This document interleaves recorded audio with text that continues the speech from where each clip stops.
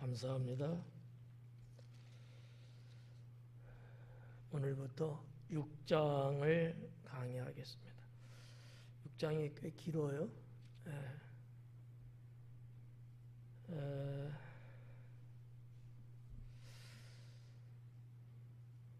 강의 말씀을 통해서 우리 성도님들이 좀 더 하나님의 뜻을 깨닫고 주님이 원하는 신앙이 뭔가 이 부분을 많이 깨달았으면 좋겠고요. 요한복음은 다른 공간복음과 비교했을 때 좀 많이 다르다라고 말씀드렸는데, 특히 예수님이 그리스도이시고 뿐만 아니라 하나님이시라는 것을 많이 강조하는 것이 요한복음이에요.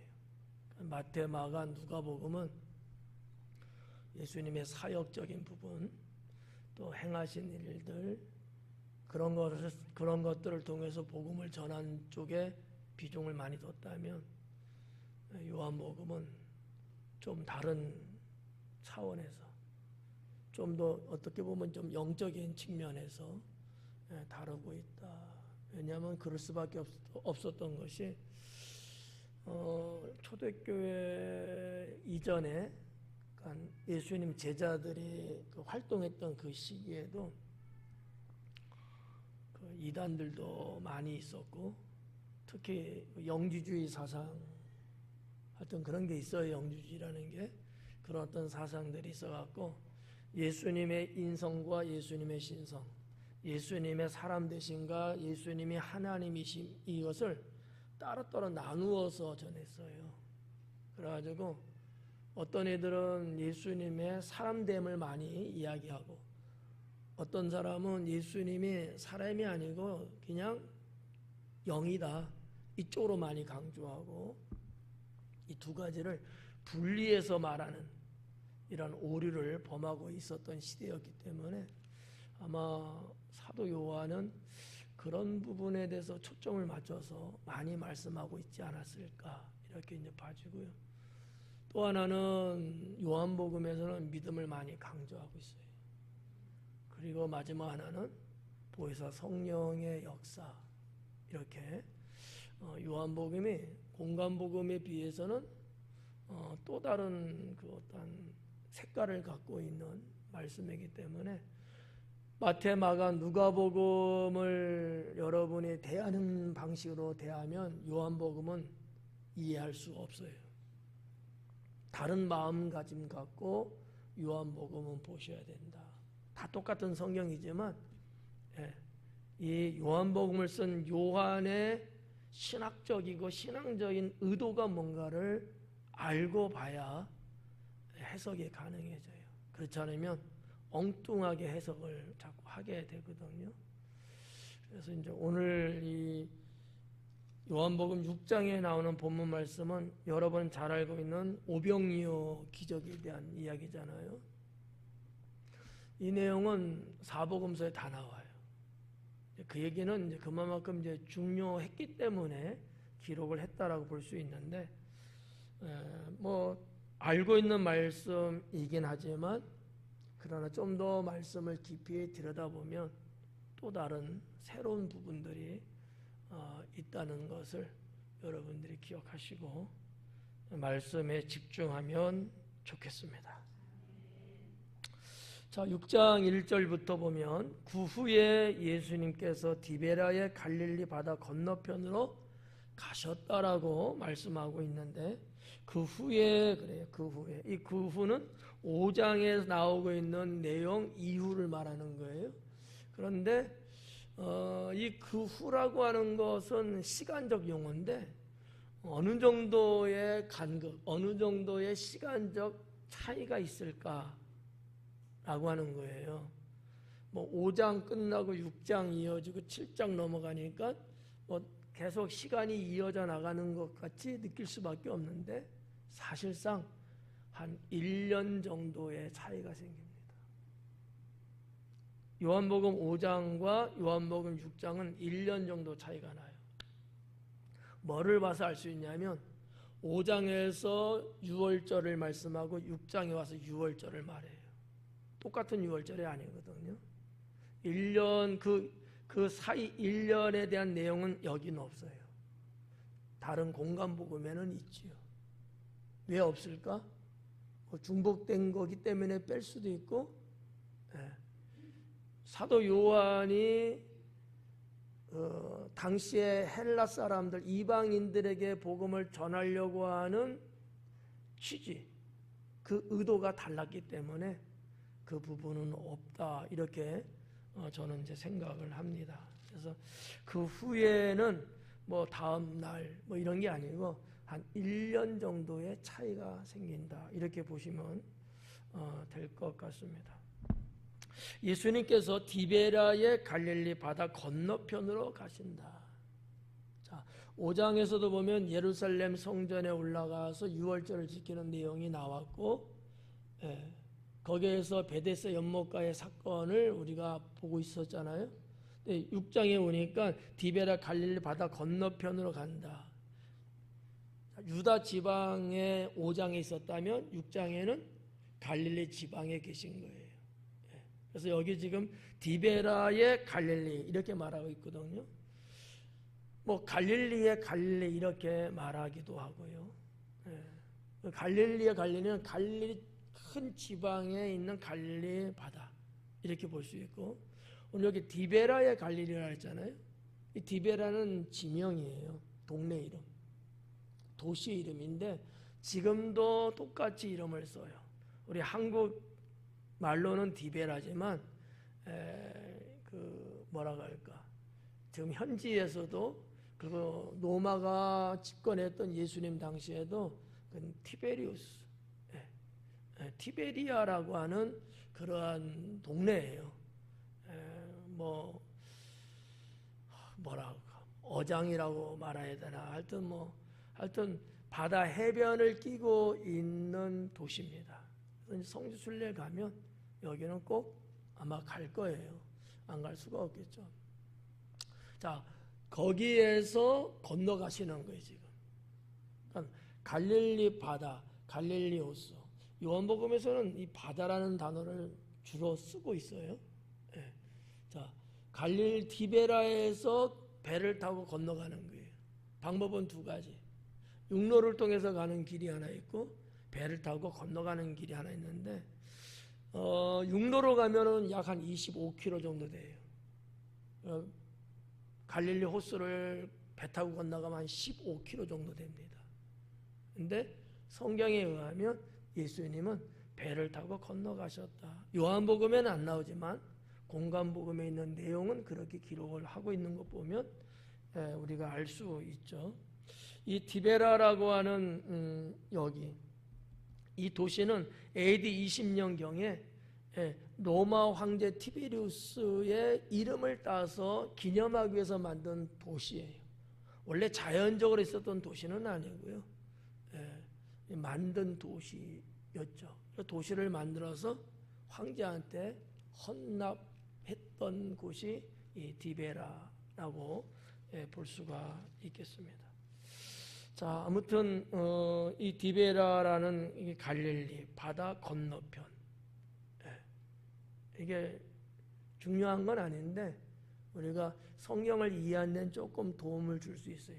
디베라 갈릴리 건너편 어딘지는 모르지만 여러분이 그냥 알고 있듯이 그건 어디예요? 베세다.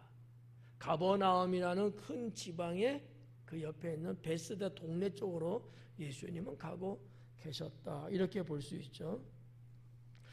자, 그 다음에 이제 2절에 가면 큰 무리가 따르니 이는 병자들에게 행하시는 표적을 보았음이로라 그래. 큰 무리가 따랐다는 거죠. 뭐 내용에도 쭉 보니까 남자 장정만 5,000명 정도라고 숫자를 세보니까 그 정도 됐다고 그랬어요. 근데 뭐 그 외에 애들도 있었을 거고 여인들도 있었을 거고 노인도 있었을 거고 젊은 청소년도 아마 있었을 것 같고, 이렇게 본다면은 사실 5,000명이라는 숫자보다는 훨씬 많은 남자 장정, 뭐 그 시대나 지금이나 남자 어른들은 종교성이 약해요. 신앙을 갖고 있는 사람이 많지 않아요. 뭐 우리 한국 교회도 보면, 우리 한국도 보면은 남성과 여성의 교인의 비율을 따지면 8대2 내지는 7대3 정도밖에 안 되거든요. 그만큼 여성분들이 많다는 거죠. 왜? 여성은 종교성이 강해요. 그래서 신앙을 갖는 분들이 많고 잘 받아들여요. 근데 남자들은 안 받아들여. 자기가 최고야. 예. 그래서 이제 천국에도 남자들은 별로 없대요. 예. 걱정이야, 걱정. 예. 근데 이제 자, 아무튼 그 많은 무리가 예수님을 따랐는데 참 놀라운 게 뭐냐면, 뭐 예수님이 뭐 베세다에 간다니까 베세다 사람이 뭐 왔다, 그게 아니란 말이에요. 이 많은 사람들 중에 많은 퍼센트가 이 디베라라든지 다른 지역에 있는 사람이 계속해서 예수님을 쫓아서 온 거예요. 그러니까 예수님은 15km 되는 배를 타고 건너가셨잖아요. 배가 빨랐을까? 25km의 육로 걸어서 가는 길이 빨랐을까? 뭐가 빠를 것 같아요? 배 속도가 빠르겠죠. 거리수도 짧고. 근데 사람들이 걸어서 가는 것은 먼저 이동했다라고 성경은 기록합니다. 그래서 예수님이 도착했을 당시에 이미 그 지역에 사람들은 많이 와 있었고, 근데 글쎄 그 성경에 기록된 그 지역과 지금의 그 지역이 약간 바뀌었을 수는 있어요. 하지만 벳세다라는 것은 갈릴리 호수 해안을 접하고 있는 동네거든요. 배에서 내려서 바로 산으로 올라가셨을 거예요. 그리고 사람들은 이쪽 가버나움에서부터 쭉 걸어서 이쪽으로 합류했을 거란 말이죠. 그래서 큰 무리가 따르는데 아마 이 사람은 제가 볼 때 벳세다 사람은 아니에요. 모두가. 왜냐하면 벳세다라는 데는 큰 마을은 아니었거든요. 거기에 그 많은 인구가 있을 수 없어요. 가버나움이라는 동네도 큰 동네는 많은데 이 전체 인구를 다 그 당시에 수용할 만큼의 인원은 안 돼요. 그러면 나머지는 지역, 가나라든지 나사렛이라든지 디베라라든지, 심지어는 말이죠, 아주 열성적인 분들은요 예루살렘부터 계속 예수님이 가는 곳곳마다 쫓아다녔다는 거죠. 그 수를 헤아릴 수는 없지만 상당수였을 것이다 라고 볼 수 있는 거예요. 예수님이시지만 사람들이 계속해서 예수님의 사생활은 없어요. 아이돌처럼 계속해서 쫓아다니는 거야. 일거수일투족을 다 지켜보는 거예요, 사람들이요. 웬 예수님에 대한 열망이 엄청 크거든요. 그래서 정말 예수님이 피곤하신 거야. 어떤 의미에서 그냥 슬쩍 흘러가는 소리를 들으세요. 어떤 의미에서 예루살렘 이 디베라라고 하는 데서 배를 타고 가서 쉬러 가시는 거예요. 좀 피하고 있는 것 아니야. 너무 스트레스, 피곤함이 막 쌓이니까 배를 타고 휙 갔는데 실패했어요. 사람들이 거기도 또 오고 먼저 와 있는 자들도 있고, 야, 축지법을 쓰나. 하여튼 뭐 대단했어요. 그 얘기를 지금 요한은 기록하고 있습니다. 큰 무리가 따르니 이는 병자들에게 행하시는 표적을 보았습니다. 자, 따랐던 이유가 나왔죠. 왜 사람들이 예수님을 따라다녔죠? 병자들을 고치는 이적을 본 거예요. 근데 내가 아파서 나를 고쳐준 얘기가 아니란 말이에요. 다른 사람들을 고쳐줬는데 자기들이 볼 때 이거는 병이 나을 수 없고 그냥 그 병으로 그렇게 살다가 죽을 병들인데 불구하고 고쳐주고 있는 거예요. 참 신기하죠. 대단하다고 느꼈겠죠. 그러니까 그 보는 재미가 아주 쌀쌀했어요. 우리 어릴 때도 이런 일들이 있으면 어디든지 막 갔던 기억이 있거든요. 저도 초등학교나 들어갔을까 안 들어갔을까? 집은 불광동인데 은평구 서울 남산 야외 음악당에서 집회가 있어갖고 거기까지 버스 타고 가갖고 집회 현장 맨 앞자리, 우리 지금 장로님 앉아 있는 것처럼 맨 앞자리에 가갖고 이렇게 봤어요. 어린 나이에. 근데 그 현장에서 안진뱅이가 일어나는 거예요. 그리고 끝나고 그 야외 음악당 이렇게 돔이 있는데 이렇게 나오면은 이제 잔디밭이 막 있거든요. 화단이. 거기에 한 명이 쓰러져 죽었는지 죽어가고 있었어요. 기도해주고 그 영혼이 살아났어요. 이런 일들이. 저도 구경차 뭐 은혜 받으려고 등등으로 갔었는데 그날 하여튼 뭐 은혜 받고 능력 받고 가다가 쓰러져 있는 어른을 보고 기도해 줬더만 일어나더라고요. 놀라운 일이죠. 그러니까 이런 표적들을 보는 재미가 좋았던 거야. 근데 예수님은 씁쓸함한 거예요. 왜일까? 왜 예수님은 씁쓸함하죠? 저 많은 사람이 계속해서 내가 하나님의 능력을 행하는 것을 보고 따라다니고 막 그러는데 불구하고 왜 예수님은 마음이 씁쓸했을까? 에?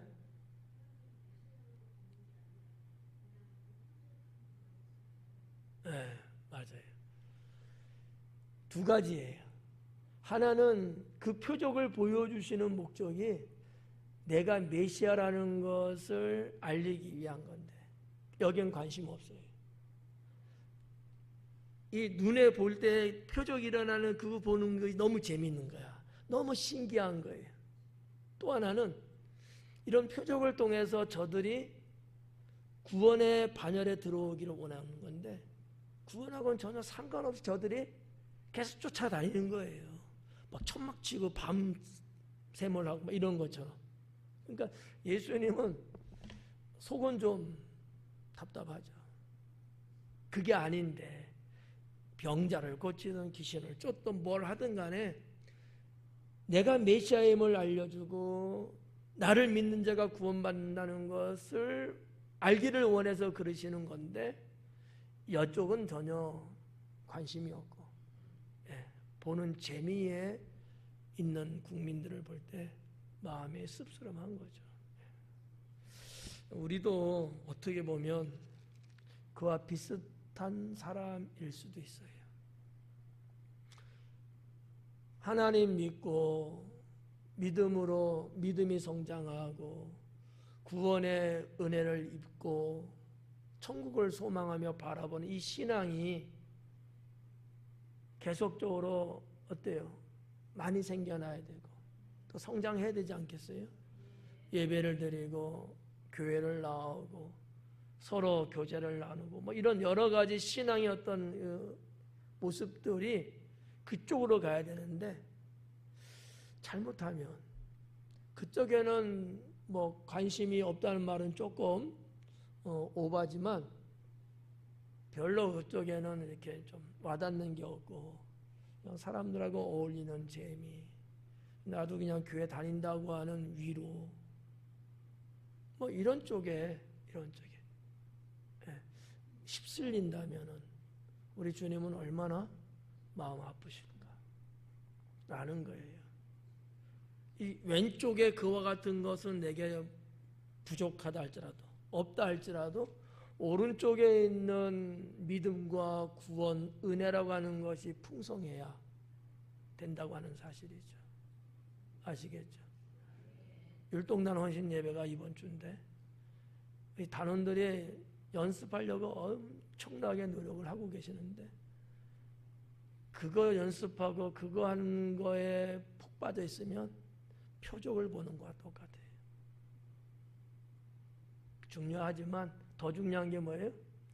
연습 한 동작 한 동작을 통해서 거기서 하나님의 은혜를 입고 그 율동을 통해서 믿음이 더 성장하고 막 이게 더 중요하지 않겠습니까? 네. 사모님이 주도하는 율동이기 때문에 제가 마음 놓고 하는 얘기예요. 예, 다른 분이 그럴 때 말하면 속상할 수 있는데 사모님 속상하지 않죠? 이런 어떠한 뭐가 진짜냐, 뭐가 정말 중요한 거냐라는 것을 분별할 수 있는 신앙이 되어야 합니다. 예. 자, 더 나가서요. 3절에 보니까 예수님께서 산에 오르사 제자들과 함께 거기 앉으시니 그래요. 산에 올랐다고 그랬고 어떤 성경에 보면 들녘이라고 들기도 하고. 예. 근데 실질적으로 가면은 산이라고 말하기에는 조금 그래요. 왜냐하면 이 산이라고 번역된 이 단어가 오로스라는 헬라어거든요. 근데 보편적으로 산을 말해요. 예. 오로스라는 단어는. 근데 가끔은 언덕이라고도 번역을 해요. 이건 성경에서 그렇다는 얘기가 아니라 이 헬라의 그 뭐랄까 단어를 썼던 그 시대에 학문들을 보면 책자들을 보면 이 오로스를 산이라고도 번역하지만 경우에 따라서는 언덕. 우리도 이렇게 우리 교회도 언덕이 있거든요. 지금은 뭐 그런 게 못 느껴지지만 제가 처음 당진 내려와서 이 땅을 보고 이 땅을 샀을 때는 산 언덕이었어요. 이거 토목공사가 그나마 좀 정리가 된 거거든요. 길이 없었거든요. 올라와서 이렇게 둘러보니까 우리 교회 요 위치가 해발 37m 정도 됩니다. 상당히 높은 데죠. 아미산의 한 10분의 1 정도, 9분의 1 정도 돼요. 이런 것도 오로스라는 단어를 쓰기도 하고, 그러면 경우에 따라서 산이라고 알아듣는 사람도 있고 언덕이라고 알아듣는 사람이 있는데 제가 볼 때 베세다는 산이라기보다는 언덕이라는 것이 맞지 않을까.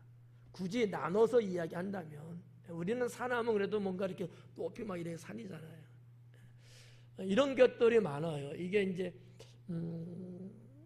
그 시대마다 어떠한 그 지명을 말할 때 그런 게 있어요. 우리는 강하면 어때요? 당진강? 강이라고 할 수 있어요? 없어요? 없죠. 그럼 뭐라고 해야 돼요? 천. 근데 저 정도면요 강 중에 강이에요. 중동 그쪽 지역은. 이거보다도 기손강 나오잖아요. 엘리야가 갈멜산에서 대결하고 이 850명을 쳐 죽일 때 도망간데 쫓아가서 죽이잖아요. 그 기손강가에서예요. 갈멜산에서 내려다보면 기손강이 보이거든요. 그 기손강가는요 당진천보다도 좁아요. 폭이. 그래도 강이라고 부르거든요.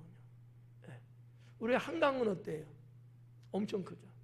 아마 세계적으로 이 손가락 강 이름으로는 글쎄 잘은 몰라도 한 1, 2 정도? 하여튼 5손가락 안에 들 거예요.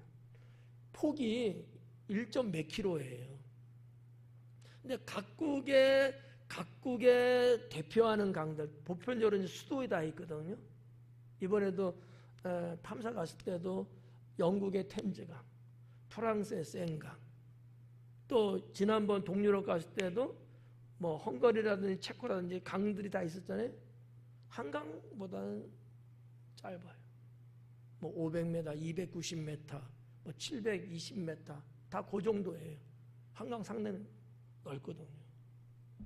여기 산이라는 개념도 그런 식같이 그때마다 어떻게 썼느냐에 따라 다른데 단어는 다 똑같은 단어를 썼다. 이렇게 이제 보고 그냥 안 가보신 분들 갔어도 주무시다가 이래 내려 하니까 막 정신없이 내려가고 뭐 이런 분들은 몰라.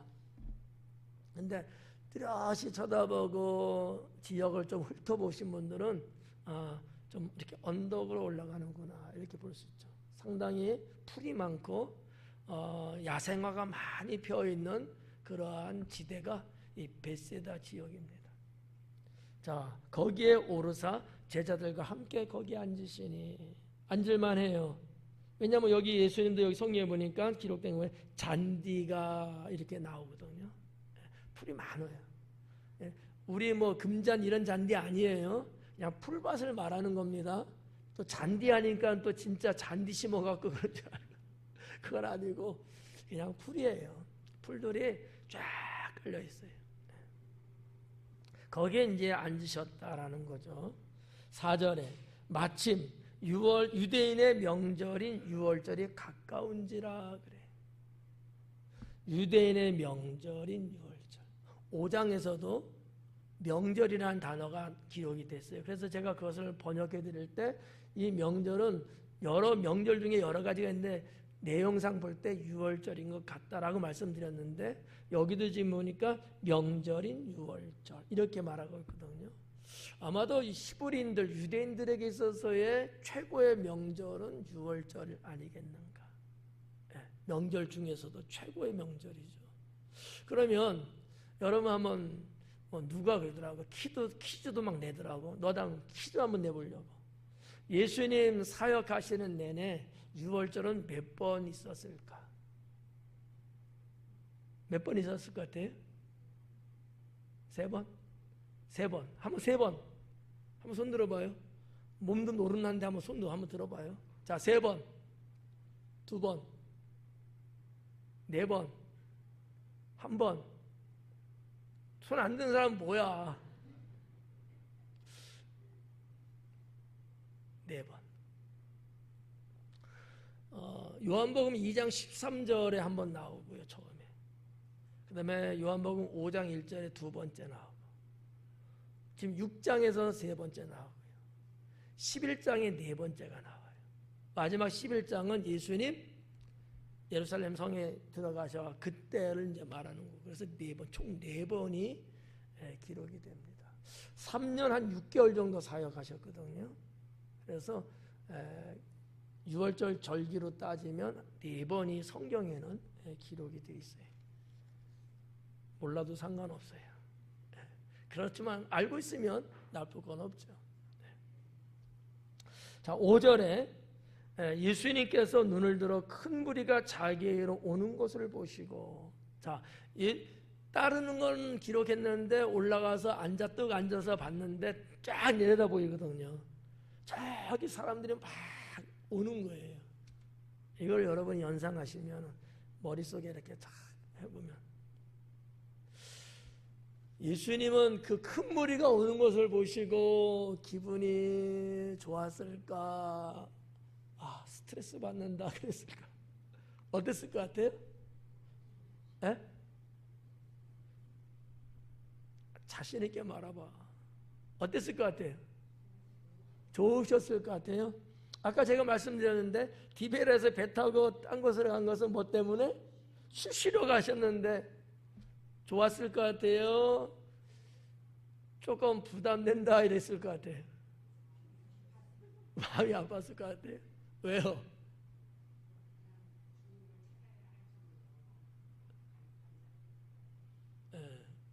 그건 아까 얘기했으니까 그거 말고 단순하게 많은 사람들이 저기 언덕으로 올라오고 있는 거야. 나인들하고 저기서부터 막 오는 거예요. 그 광경을 보는 거야. 그랬을 때 어땠을까? 좋았을까? 부담됐을까? 부담. 손 안 든 사람 없기야 이제. 좋았을 것 같다. 예. 저도 물어보지 않아가지고 몰라요. 근데 아무튼 성경에 그 당시에 예수님의 심경적으로 봤을 때는 부담은 있었을 거예요. 왜냐하면 쉬러 가셨는데 또 오니까. 근데 오는 저 사람들이 뭐를 지금 원하고 있는 거예요? 또 표적을 보고 싶어 하는 거야. 그러니까 내가 또 표적을 또 해야 되잖아. 이랬을 것 같고, 그런 면에서는 좀 부담 아닌 부담이 있었을 것 같고, 또 메시아로서의 복음을 전하시는 그 상황에서는 상당히 기뻤을 것 같고, 저는 이 마음을 늘 느껴봅니다. 어디에서 느껴보냐면, 제가 지금은 사택에 나갔으니까 그러지만 교회에서 이렇게 우리 성도님들이 저기서부터 들어온단 말이에요. 하다 보면 볼 때가 있거든요. 그러면 걸어오시는 분도 계시지만 차가 이렇게 들어오잖아요. 들어오는 모습 보면은 마음이 행복해요. 왜요? 왜 행복할 것 같아요? 믿음을 갖고 오시는 분들이니까. 주님을 바라보며 오시는 분들일 테니까. 세상 곁길로 가 있는 게 아니라 주님 앞에 오는 장면이기 때문에 저는 이렇게 볼 때 마음에 뭐 큰 행복인지 작은 행복인지는 모르겠지만 어쨌든 제가 느끼는 바는 행복이에요. 좋더라고요. 아, 좋다. 그런 게 늘 있어요.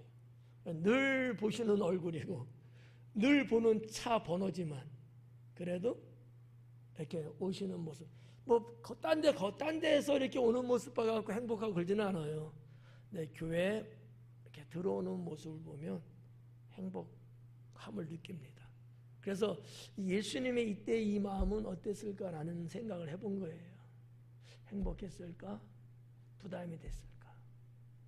뭐 부담이 상황적으로는 있을 수 있지만 또 반면에 주님은 그래도 행복하지 않았을까? 이렇게 봐줘요. 그래서 주님의 마음을 조금 생각해 봤고요. 빌립에게 이르시되, 자, 많은 사람이 오는 것을 보시면서 빌립에게 이야기하십니다. 우리가 어디서 떡을 사서 이 사람들을 먹이겠느냐 하시니. 자, 이 지금 상황이 시간적으로 아침, 점심, 저녁 어느 때라고 그랬죠?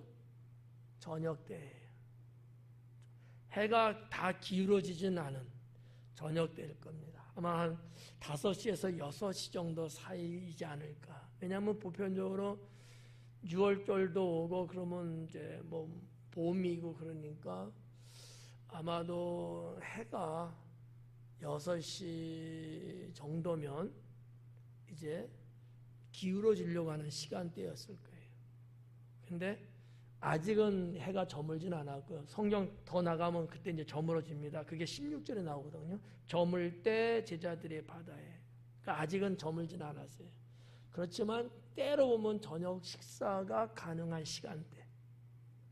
그 아마 시간적 차이가 크지 않았을 것 같아요. 한 5시에서 6시 사이쯤 아닐까. 그러지 않았으면 예수님이 참을 먹이려고 이런 생각하셨겠어요? 그러지는 않았을 거예요. 저녁 식사 때가 됐기 때문에 그 사람들을 보면서 저들을 어떻게 먹일 수 있을까 이 생각을 했던 거죠. 그리고 빌립에게 묻습니다. 자, 빌립은 대답을 하는데 뭐라고 대답해요? 200데나리온 떡이 부족하리이다. 여러분 200데나리온이면 돈이 얼마? 한번 계산 한번 해봐요. 자, 그냥 쉽게 1데나리온 노동자의 하루 품삯이에요. 그냥 오늘날에 10만 원 잡고 200이니까 자 10만 원이고 100만 원, 1000만 원. 그럼 얼마예요? 이것도 용기 있게 말 못해? 2천만 원. 10만 원만 다 2천만 원이에요. 어쨌든. 근데 지금 우리가 느끼는 2천만 원 갖고 음식을 사는 거하고 예수님 그 당시에 떡빵이에요. 구운 빵이거든요. 그거를 2천만 원치를 산다고 했을 때 과연 몇 명 정도 먹을 수 있는가를 생각해 보신 적은 전혀 없죠. 저는 생각을 해봤어요. 계산을 따져봤어요. 돈으로 환산했을 때 5천 명만 따지면 4천 원꼴이거든요. 또 5천 명은 더 돼요. 2만 명 될 거예요. 그러면 1,000원꼴이 1인당. 그럼 1,000원 정도 갖고 과연 빵을 사서 먹을 수 있냐? 먹어요.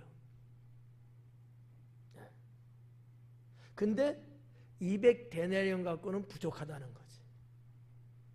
그러면 애들은 보리떡 5개를 먹을 생각에 애가 갖고 온 거예요. 엄마가 싸줬겠지. 요게 애가 먹을 양식의 분량인 거야. 그러니까 빌립이 딱 계산했을 때 200데나리온 갖고 떡을 산다 해도 이건 부족합니다. 라고 말한 거예요. 자, 빌립은 고향이 어디라고 그랬어요? 베세다 출신입니다. 빌립은. 빌립하고 베드로, 안드레, 요한, 야고보 다 똑같은 베세다 출신들이에요. 다 어부 출신들이. 어부인지는 모르지만 어부일 거예요 아마.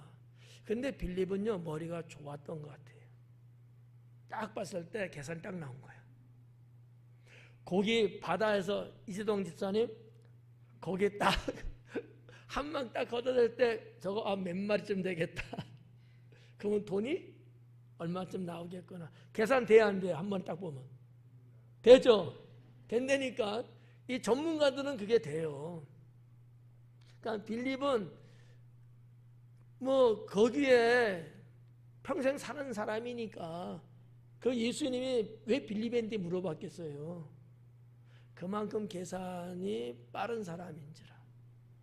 또 하나는 빌립을 시험하고자 물었다는 거예요. 자, 그 부분은 이제 좀 이따가 다시 말씀드리고,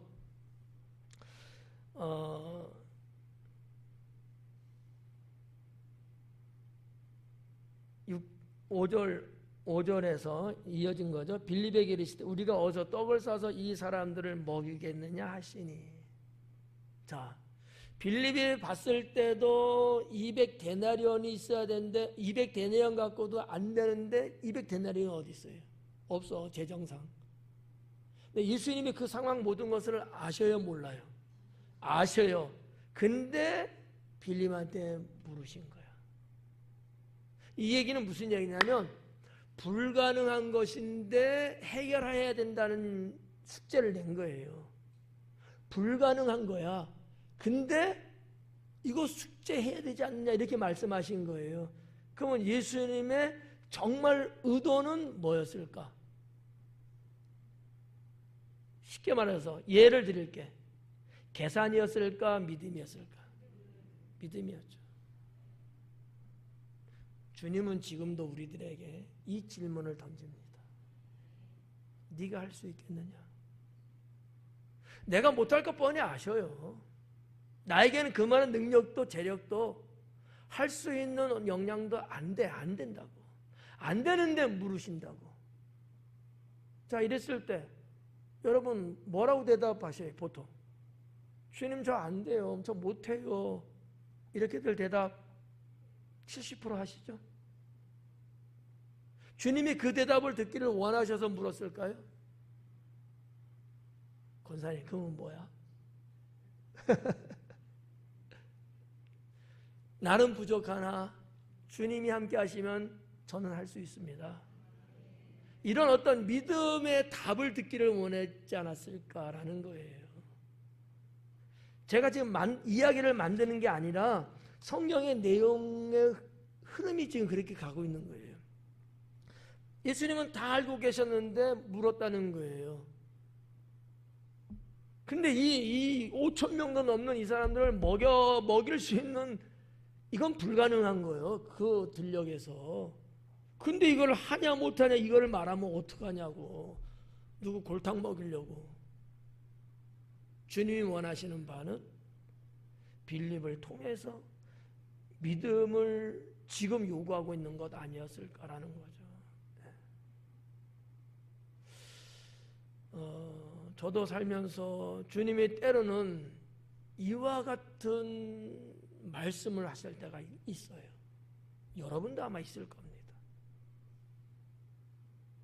난 아무리 봐도 뭐 없어. 내 주변에 뭐 없고 뭐 내가 가진 것도 없고 없어.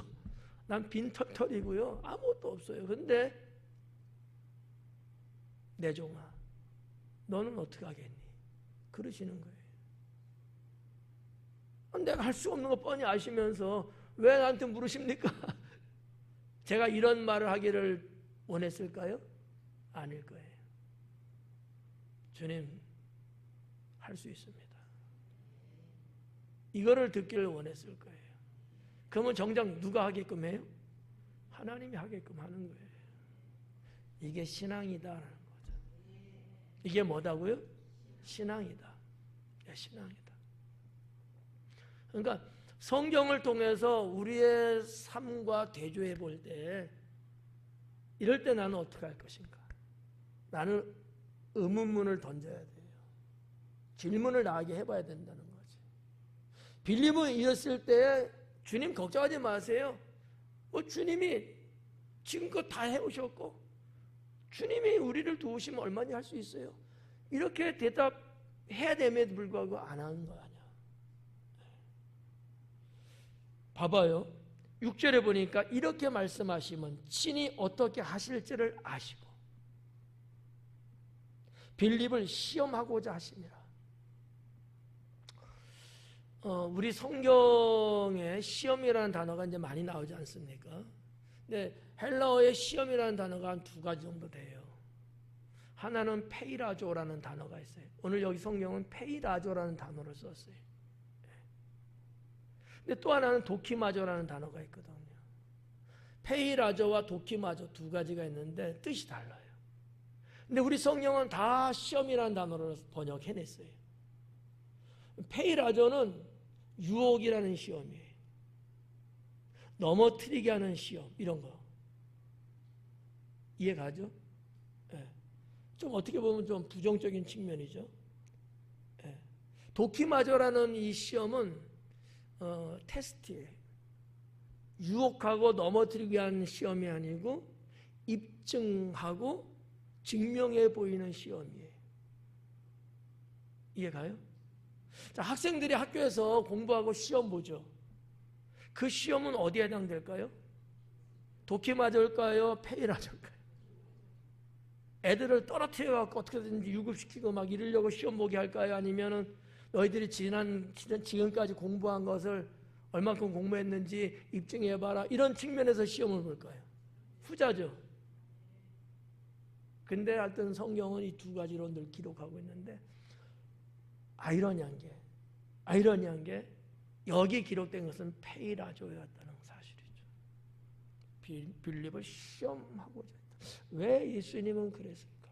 물론 페이라조라 해서 100%를 다 유혹적 차원에서 시험이라고 번역하지는 않아요. 약간의 어느 정도는 입증한다고 하는 측면에서도 사용도 하기는 하지만 거의 다가 유혹적인, 영어로 말하면 템프트거든요. 유혹이에요. 사탄이 템프터예요. 유혹하는 자. 그거하고 페이라자고는 똑같은 어원을 갖고 있는 거거든요. 근데 저도 말씀을 준비하고 있면서 왜 요한은 페이라조라는 단어를 썼을까? 도키마자라는 단어를 몰라서 썼을까? 아니에요. 분명히 페이라조라 썼는데, 그러면 빌립의 그때 그 상황에 그의 신앙과 여러 가지를 놓고 봤을 때 이 빌립은 주님 마음 어느 한 구석에는 부족함이 있어서 그러진 않았을까? 그렇다고 해서 제자인 빌립을 유혹에 빠뜨리려고 그런 건 아니었을 거란 말이죠. 하지만 뭔가 믿음이라고 하는 그 역량에는 턱없이 부족한 부분. 빌립은 대명사적으로 늘 하는 얘기가 뭐냐면 이성적인 사람, 계산적인 사람이라 하거든요. 성경에 나오는 여러분 마태 있잖아요. 마태의 직업이 뭐죠? 세리입니다. 세리는 항상 뭐를 만져요? 돈을 만져요. 계산하는 사람, 똑똑한 사람이 세리 되는 거거든요. 그런 것들이 있어요. 그런 것들이. 빌립의 풀리지 않는 수수께끼입니다만은 왜 요한은 페이라조라는 단어를 썼을까? 예수님이 그를 유혹적 차원에서 시험했다고 왜 그렇게 기록했을까? 의도는 아니지만 그 단어를 썼으니까. 오늘날 우리들에게도 때로는 이와 같은 부분들이 있지는 않을까? 상당히 이해할 수 없는 부분이긴 합니다만은 좀 궁금해요. 넘어뜨리려고 시험한 건 아닐 텐데. 있는 그대로 말씀드리는 거예요. 이거 이상하니까 이걸 감추고 달리 제가 해석해드리고 그런 건 아니고 있는 그대로 그냥 말씀드리는 거예요. 근데 빌립이 대답하되 각 사람으로 조금씩 받게 할지라도 200데나리온의 떡이 부족하리이다. 이 데나리온은 당시의 은전이에요. 은으로 만든 동전이거든요. 데나리온은. 자, 아무튼 뭐 이렇게 예수님의 질문과 빌립의 대답이 서로가 맞지 않는 그러한 대화가 오고 합니다. 근데요, 이 빌립은 말이죠, 제가 아무리 좀 생각을 해도 좀 아쉬워요. 그리고 성경에 이 빌립이라는 사람의 어떠한 존재나 드러나는 부분이 참 거의 없어요. 여러분이 알고 있는 빌립, 요한복음에서 우리가 봤을 때 나다나엘과 빌립의 얘기가 나오잖아요. 그리고 여기 나오고 별로 제자로서의 어떠한 그런 게 그래서 가룟 유다가 그러한 자로 같지만 물론 빌립은 물론 순교합니다. 주님의 사역을 해요. 제자로서 하긴 하는데 요 당시에 그 빌립의 상태가 영적 상태가 좀 그러지 않았겠는가 이렇게 봐지는 거죠. 이 빌립을 샘플로 삼고 나머지 11명의 제자들을 통해서 교육하시고자 하는 의도가 나름대로 있지 않았을까. 우리가 이제 그런 게 있거든요. 지도자들은 모두를 다 놓고 말할 때도 있지만 어떤 말을 누구한테만 딱 해서 다른 사람이 그 이야기를 통해서 깨닫게 하는 거거든요. 제가 좀 전에도 율동단 이야기 했잖아요. 다른 기관도 해당될 수 있지만 율동단. 근데 다른 기관에 다른 여러분들은 그 얘기를 들으면서도 율동단이 그래? 이렇게 생각하면 오산이죠. 아, 우리 기관은 어땠을까? 나는 어땠을까? 이렇게 생각하잖아요.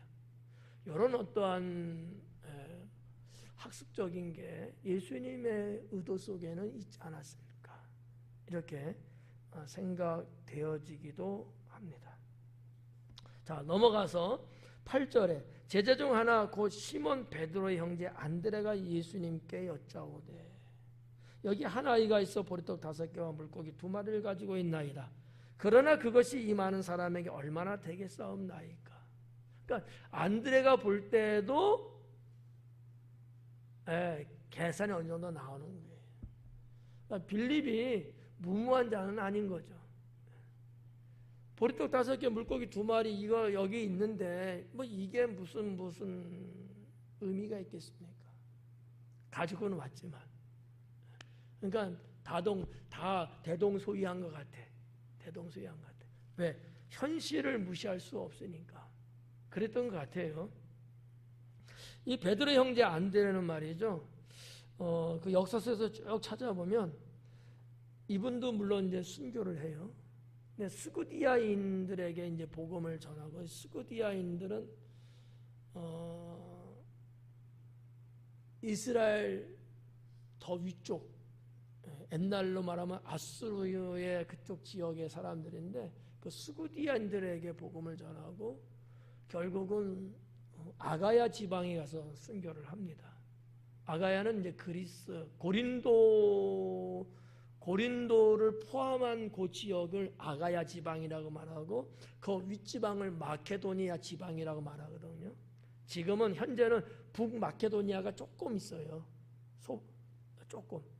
근데 옛날에는 그 그리스 전체가 다 마케도니아였어요. 그리고 밑에 조금이 아가야였고 둘로 이렇게. 근데 아무튼 그 아가야에서 결국 로마에 의해서 교수형을 당해서 순교를 받죠. 자, 안드레는 이제 그렇게 주님을 위해 살다가 순교합니다. 그 안드레가 예수님께 여짜오되 물고기 2마리를 가지고 있나이다. 그러나 그것이 이 많은 사람에게 얼마나 되겠사옵나이까. 그렇지. 우리가 볼 때도 그러지 않겠어요? 뭐 애가 지 먹으려고 가져온 건데 이거 갖고 뭘 하겠어? 야, 너나 먹어 그냥. 뭐 이럴 수밖에 없잖아요.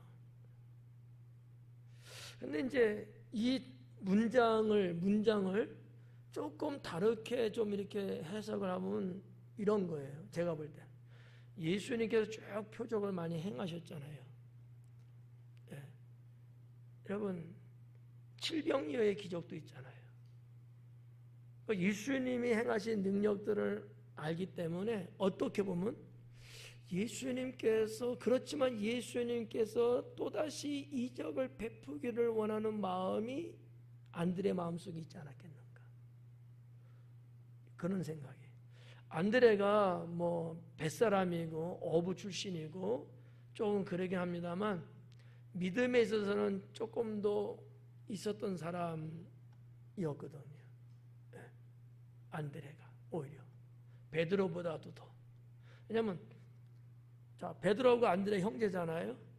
세례 요한의 제자가 누구였어요? 안드레였어요.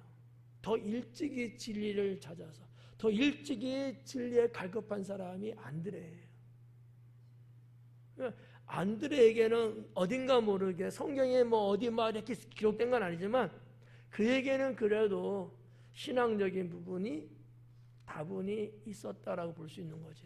근데 여기 보리떡 5개와 물고기 2마리 있어요. 근데 뭐 이것 갖고 뭐 어떻게 할 수나 있겠어요? 이런 거거든요. 근데 그 말 의도 속에는 예수님께서 하시면 되지 않겠어요? 이게 난 들어있다고 느껴지는 거죠. 적어도 우리는 이 정도는 가지고 있어야 되지 않겠는가. 나는 할 수 없지만 주님은 하시잖아요. 적어도 주님, 제가 할 수 있어요. 주님이 도우시면. 이건 좀 더 긍정적인 거고, 좀 더 소극적인 건 뭐예요? 주님은 하실 수 있잖아요. 나는 부족해도. 그런 주님이 나와 함께 계시니까 나는 걱정 없죠. 이런 어떤 신앙의 테마, 이런 것들이 우리 속에 있어야 되고요. 삶 속에서 늘 그런 고백, 그런 표현이 필요합니다. 주님은 하실 수 있지. 우리 예수님은 당연히 하시지. 우리야 뭐 부족한 사람이고 모자르는 거 투성이니까. 그렇지만 나는 안 돼도 하나님은 하시지. 전능하시니까. 그러나 그 하나님이 내게 능력 주시면 나도 할 수 있지. 이게 신앙의 테마가 되야 된다는 얘기예요.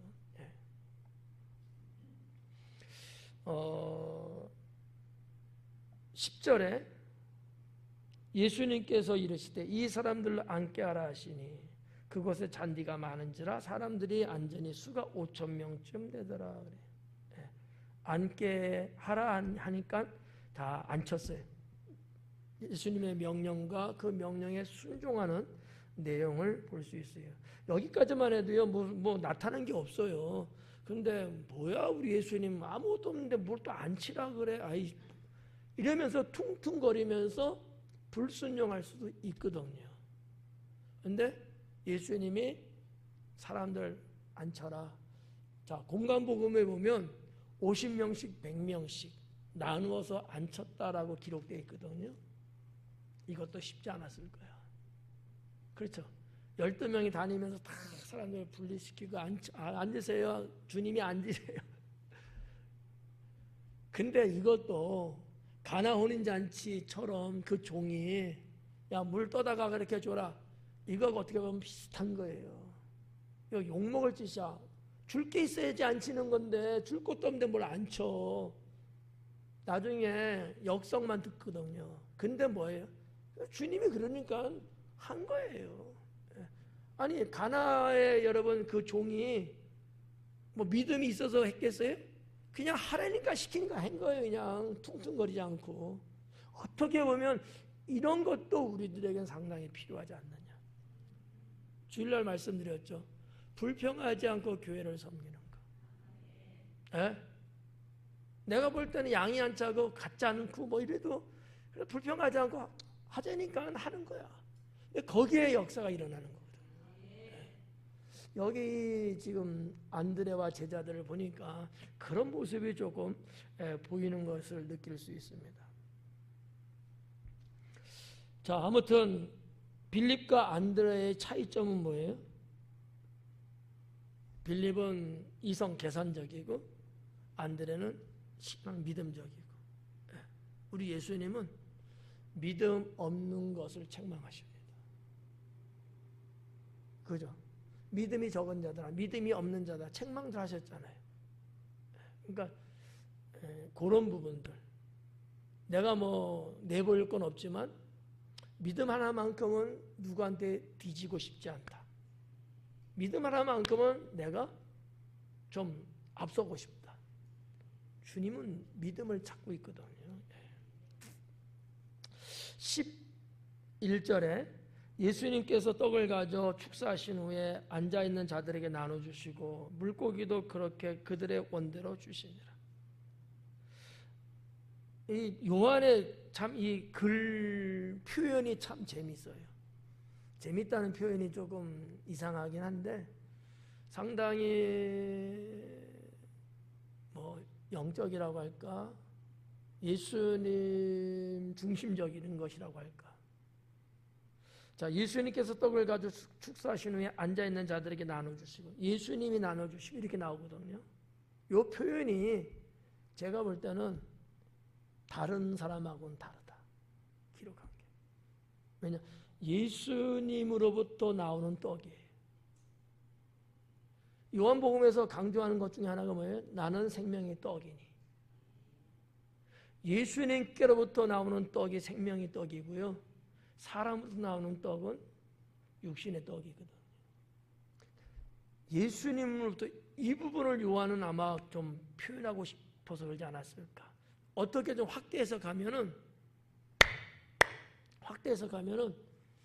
자, 예수님이 6장에서 6월절에 가까웠는데 지금 어디 계셔요?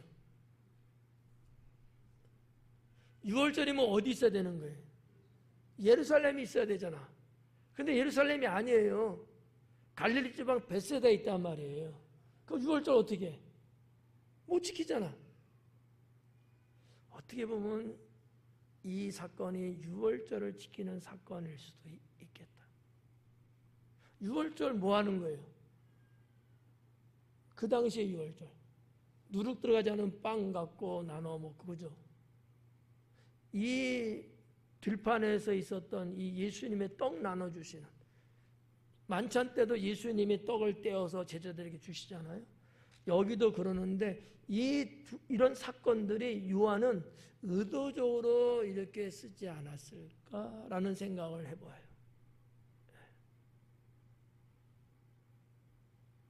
이거는 뭐 저의 그냥 소설이죠. 그럴 수도 있겠다. 예루살렘에 가서 당연히 유월절 지켜야 됨에 불구하고 그러지 못하고 어떻게 보면 들판에서 지내야 되는 상황에 이런 부분.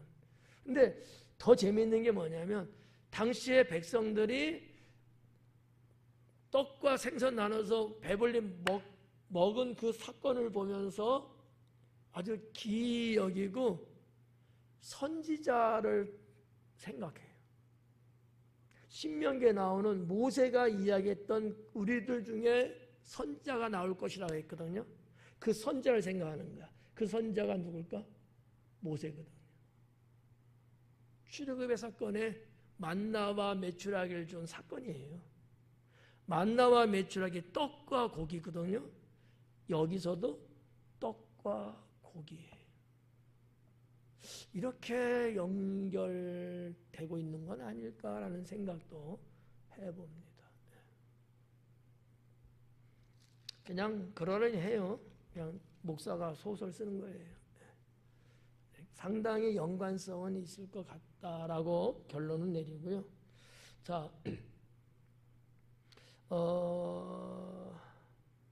12절에 그들이 배부른 후에 예수님께서 제자들에게 이르시되 남은 조각을 거두고 버리는 것이 없게 하라 하시니, 버리는 것이 없도록.